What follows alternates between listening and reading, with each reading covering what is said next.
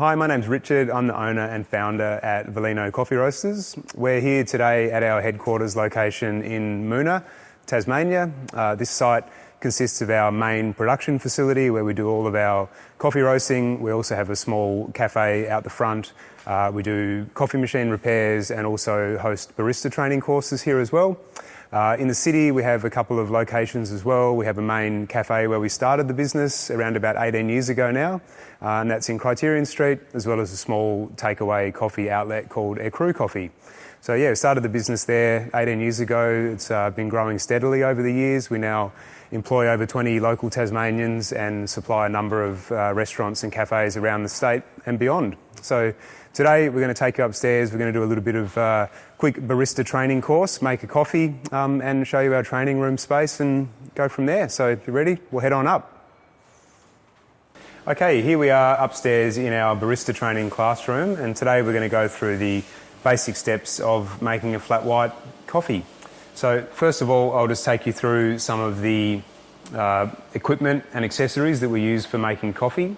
A lot of these things will look familiar. They do vary a little bit from machine to machine, but should all be fairly common. So we'll go through these. We've got, first of all, our grinder here, for grinding the coffee beans prior to extracting the coffee. We've got the set of scales and a few accessories that we use for preparing the dose ready to put into the coffee machine. We have the commercial espresso machine. This one is a La Marzocco PB linear espresso machine. The main components of this machine, we have the main sort of user interface here where we have the different buttons that will control the functions of the machine, and we have a readout of some pressures and times and temperatures and so forth on the front.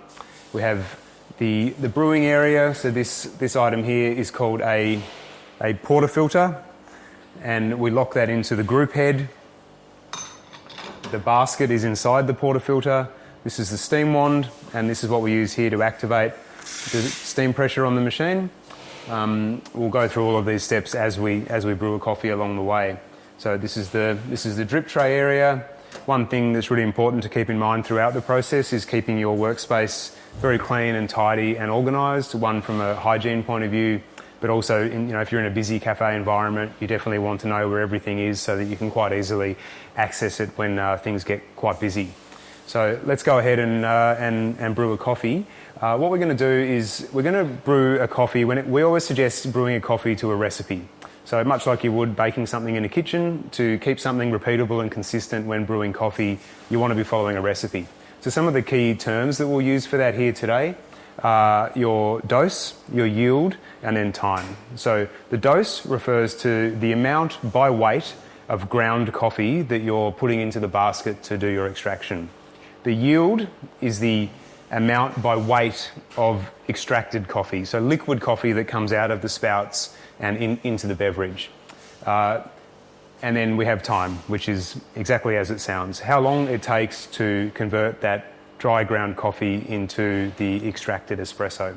So what's happening on a coffee machine is we're sending hot water through a bed of ground coffee that has been measured out to a certain quantity. It's been compressed down with a tamper, such as this, and that creates a level of resistance for the water trying to come through the bed of coffee.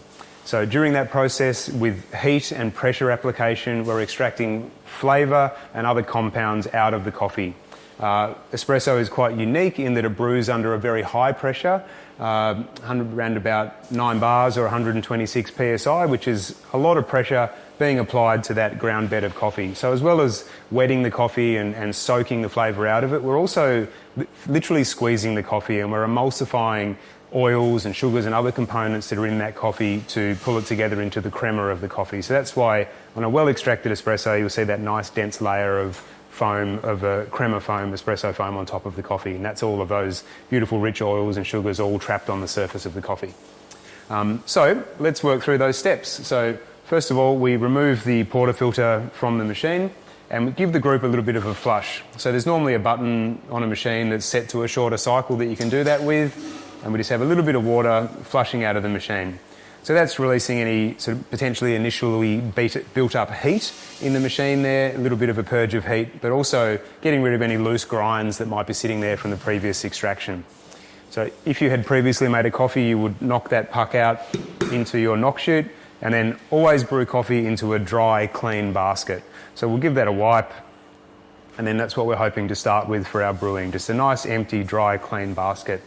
Okay, so as I said, we're working to a recipe here, and we want to first of all get the correct dose. So today's recipe, we're going to be looking to start with approximately 20.5 grams of ground tamped coffee in the basket, and then we're going to be yielding approximately 45 grams of espresso.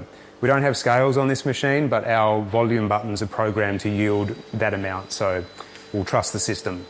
Okay, so the first step is that we tear the scales to get it to 0. Okay, if you haven't made coffee for some time, you might want to just purge a little bit of coffee out of the grinder. That will get rid of any ground coffee that is between the blades and the chute, which may have oxidised over time. So we'll just clear that out. So then we'll take our new dose of coffee. So this grinder has a timer built into it, so it will give us a set amount of coffee in that amount of time. So we'll grind our coffee.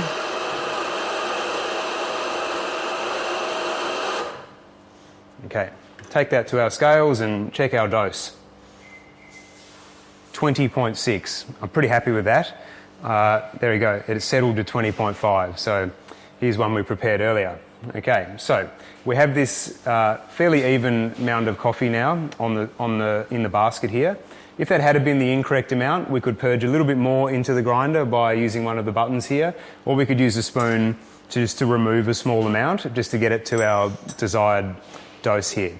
The next step we want to do is just level this out inside the basket. So if we were just to tamp this now, then we would be compressing the coffee in the middle more than the coffee around the outside. So we want everything in here under pressure, under temperature, to extract all very evenly. So every grind particle has the same opportunity to produce the same amount of espresso. We don't want more water going through some parts of the puck than others, and we get a very uneven extraction and therefore an uneven, unpleasant flavour from the coffee.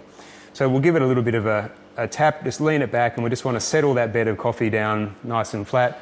We can also give it a little bit of a tap on here just to get it a little bit lower, so that when we come to tamp the coffee, we have a nice sort of even low surface to work with here that we can not make too much mess. So we'll pick up our tamper. I like to hold it a bit more in the fingertips here so I can feel a bit of pressure. You don't want to just sort of grab your tamper and just, you know, mush it in here. You don't have a lot of control or feel when you're doing that. So if you can get your fingertips around it, then you can have a little bit more sensation of the pressure that you're applying. So we'll pop the tamper in, and we're going to tamp down with approximately 12 to 15 kilos of pressure, which is something that will just come with experience. You know, it's firm but fair. You shouldn't be having to push it too hard, but you should be able to just feel some resistance in the coffee and just nice and level tamp. So we want the tamper to sit very level in the basket here. Okay, nice and clean, ready to go. Okay, so we'll give this a flush. Lock the handle in carefully, don't smash it in too hard or you'll disrupt all of that great work that you've already done.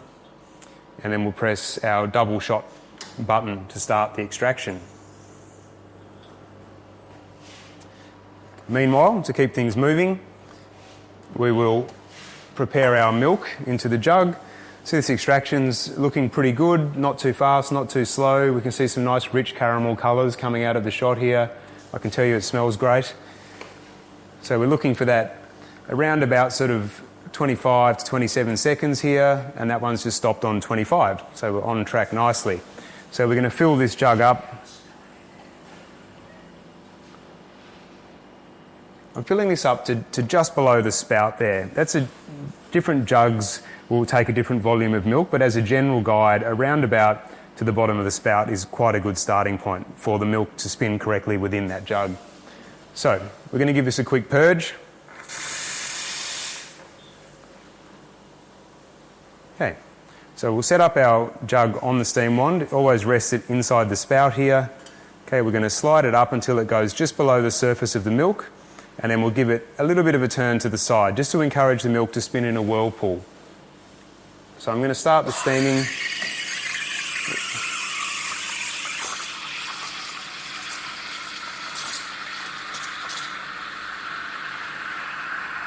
Okay, you want to hear that sound. You want fairly small bubbles to be introduced into the milk. It happens quite quickly, as you can see, on a large commercial machine like this.